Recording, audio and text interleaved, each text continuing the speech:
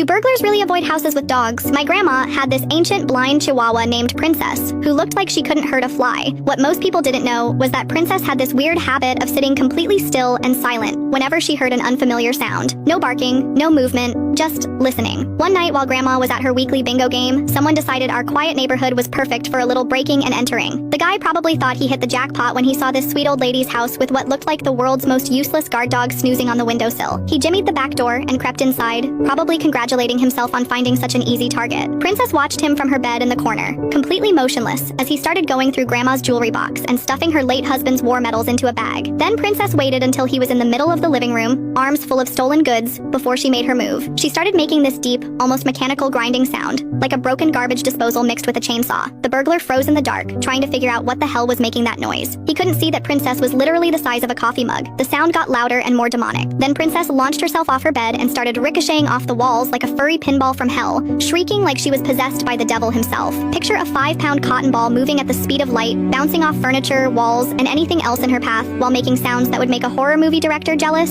The guy completely lost his mind. He couldn't see what was attacking him in the dark, just heard this unholy screeching getting closer and closer. He started swinging blindly at the air, dropped everything he'd stolen, and ran straight into Grandma's collection of antique mirrors, shattering 3 of them and cutting himself up pretty good. But Princess wasn't done. She somehow cornered him in the hallway, still making that demonic grinding noise, and the guy just collapsed on the floor in a fetal position, crying and begging for mercy from what he was convinced was some kind of supernatural creature. That's exactly how the police found him 20 minutes later when the neighbors called about the noise. A grown man curled up on the floor with mirror cuts, wet pants, sobbing, "Please make it stop," while a 5-pound blind chihuahua sat 3 feet away, calmly licking her paws like nothing had happened. When they asked him what happened, he kept insisting there was a demon in the house. The officers couldn't stop laughing when they saw footage of Princess, who had gone back to looking like a harmless stuffed animal. The best part? When Grandma got home and heard the story, she just shrugged and said, "Oh yeah, Princess does that sometimes. I probably should have warned you she doesn't like strangers." The guy is probably still having nightmares in jail. Princess got extra treats and a new squeaky toy.